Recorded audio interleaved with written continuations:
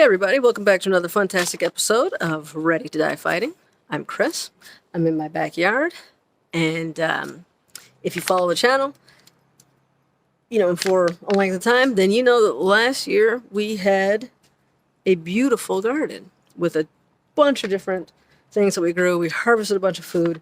It was wonderful. And then I went and got a puppy. And I tried to make a nice garden this year. Got off to a good start. It's very enthusiastic. And then this little girl, look at her. Doesn't she look cute? Does this look like the face of a thief to you? She already has a criminal record, actually. She's a rescue dog, and there's a funny story behind her. But she likes to dig and destroy and chew and eat, and our garden, we didn't have one. So that was a little disappointing. So I really want to have a garden next year. I want to plant some garlic right now. Now is the time. But there's no point in doing that if I can't figure out how to keep her out of the stuff. So my solution has been to get some fencing like this. I put some very similar in the front yard for different reasons, but also to keep stray dogs out. We were having a different type of problem with dogs. And it worked really well. I put it in early summer, maybe into spring, somewhere around there. So it's been several months. It hasn't rusted. It hasn't fallen down. It's kept everything out. It kept my dogs in when I let them free in the front, and it kept the stray dogs and also a bunch of bad kids out of my yard. And before I was getting a lot of trash and stuff blowing into the yard, get no more trash in the yard. No one's cutting across my grass. None of that foolishness is happening. It works. It's not super pretty. It's not the most sturdy thing in the world. It's very much medium duty, light duty type of fence. But it also is inexpensive, and you can put it up in really just a few minutes. So I've done this section here, and it's taken me maybe 10 minutes, perhaps, to do that much. Maybe. So I'm going to walk through what it is exactly, where you get it, how you set it up, and that sort of thing. Like and subscribe if you enjoy this type of content.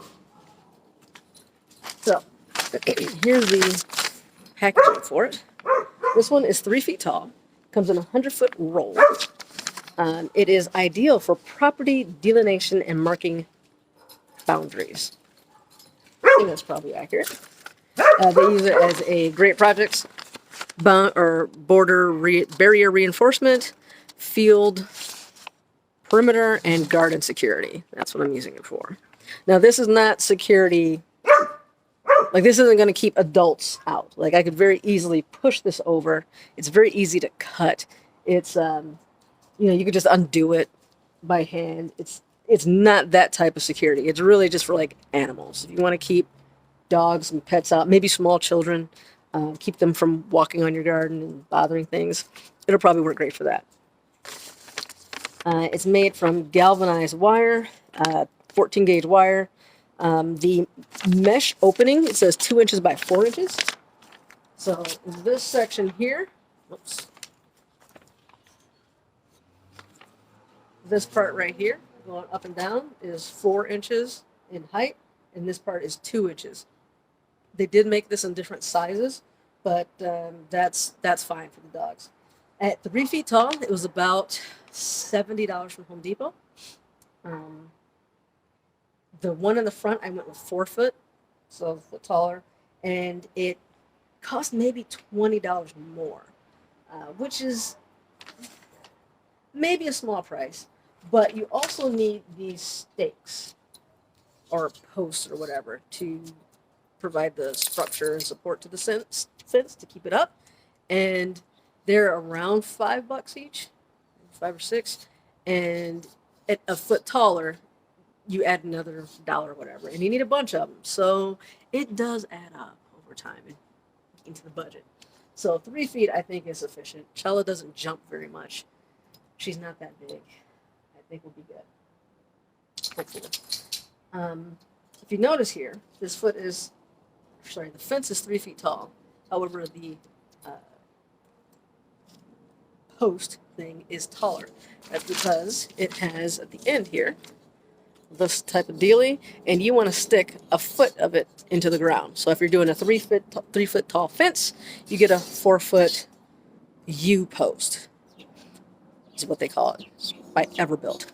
Now, what I'm running into,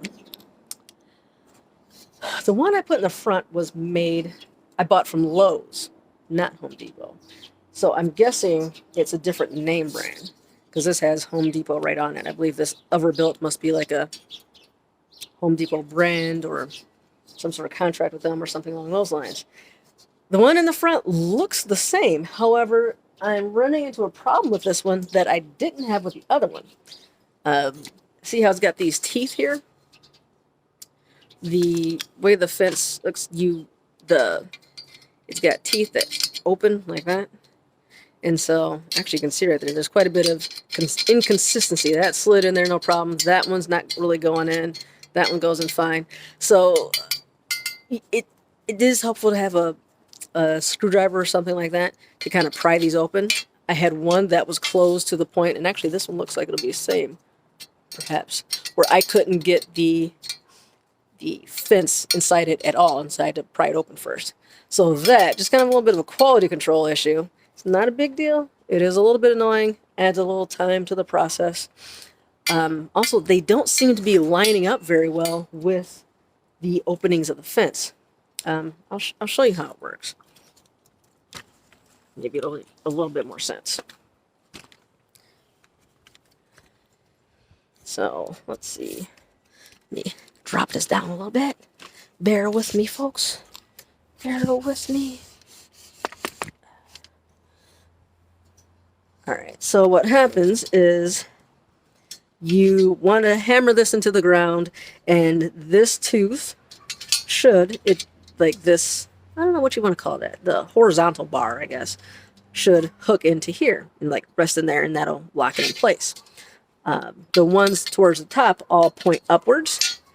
The very bottom one points downward, so it's like it hooks in like that and holds the fence down basically. However, what I'm running into is these teeth aren't doing a great job of lining up to where these horizontal bars are. So I'm having to kind of finagle things a little bit. I'm not going to bother to take it back. I've already cut it and unwound it, and I just kind of want to get this done with.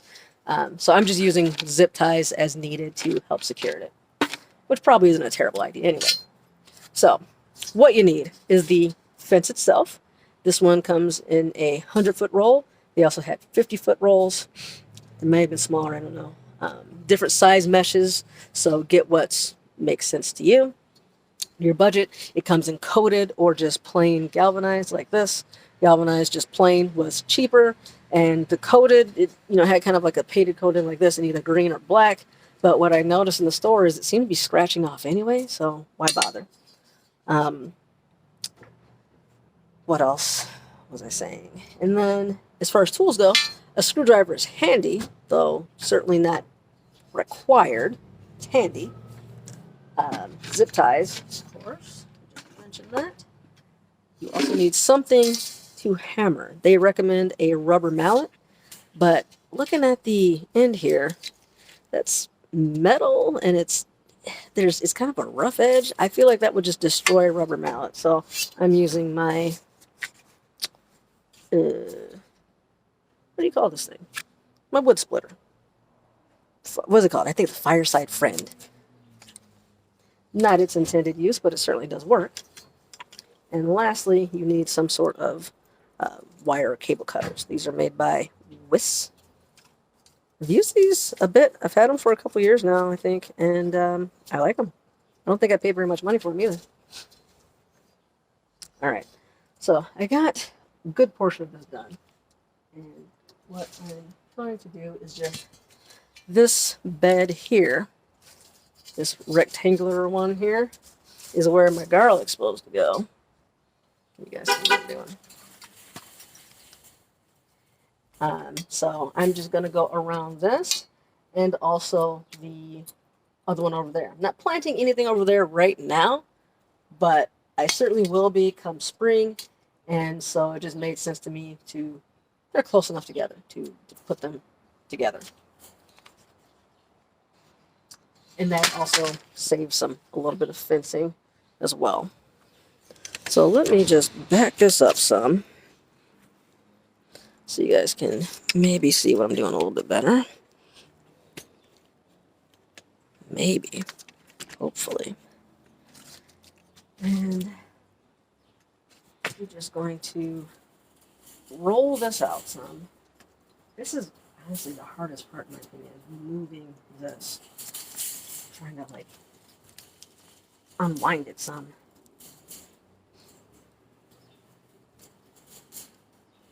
If you're smart, you would probably get a tape measure, measure out how much you need instead of just guessing and struggling with it. But, you know, measuring's for sissies.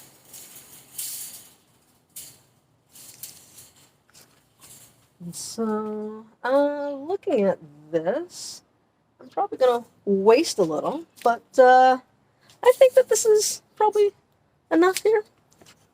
I think. Whoopsie.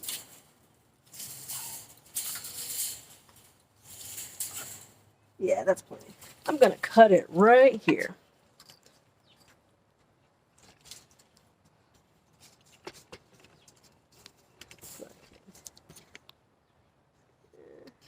You guys are crooked. Is that better? All right. So as you'll see, this stuff cuts really easy. That's why I say it's not for security at all. It's going to go just a little longer than what I think is needed. I've got a hurt finger right now, and I'm easily cutting this.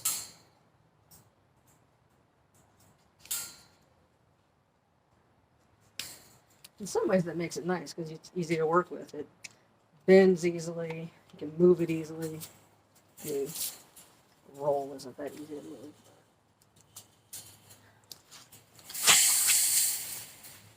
All right, now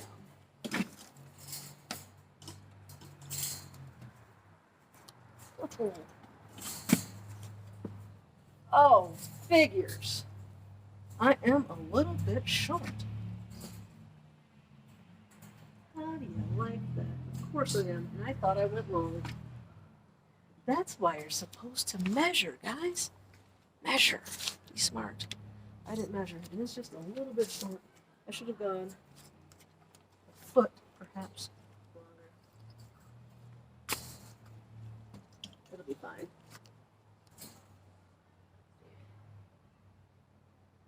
Hopefully. I'll just cut a little extra piece and put it on. So now, we want to take this guy, and I'm going to place this right here, right up against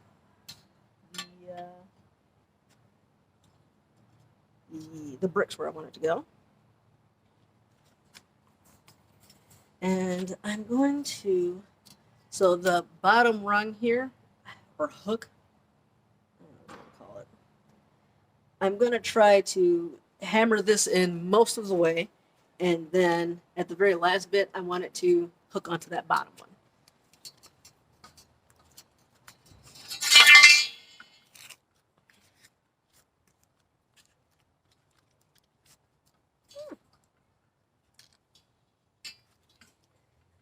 I can't reach it.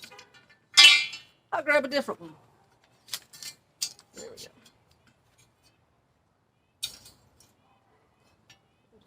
Right about there. And the ground is still nice and soft. We haven't gotten any snow yet.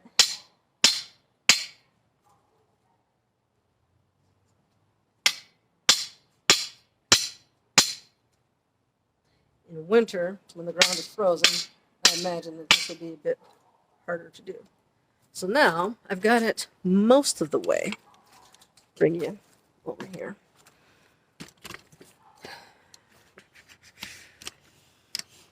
Bear with me again.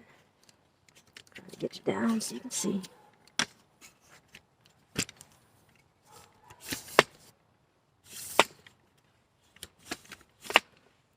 How's that? You see what I'm doing? All right. So see how this tooth here is right there. And so what I want to do is I want to make sure it's lined up here. And, oh, you know, actually the bottom too. Let me see. Yeah, that's not going to line up the way I want to. See how it does that? Like, so that one, it's missing them. It's going there. That's going to be down here, though, because we're only dropping it a little bit. But at any rate, let's hammer this in some more. And try to keep this lined up so that it will just hook onto that on its way in. Does that make sense? Do you see what I'm talking about? I'm just going to do it. Just going to do it.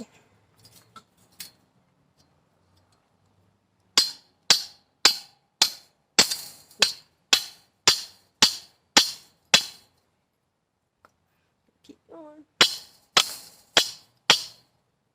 There. So now it's on there. And I'm trying to keep it away from these top ones because they hook on going upwards. So I don't want them getting caught just yet. Just want that one. There. Now, that one's pretty close. So I'm going to see if I can get that one down a little bit more. Going a little bit more here.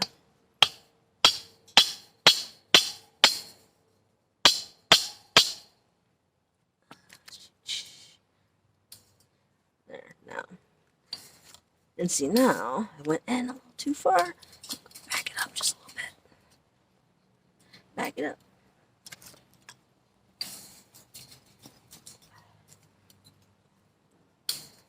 There. I'm going to use my this thing. Kind of just mash it down in there. What are they freaking out about?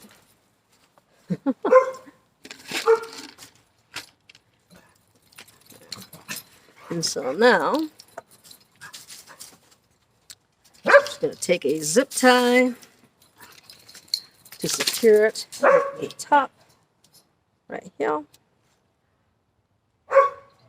Stick it in there.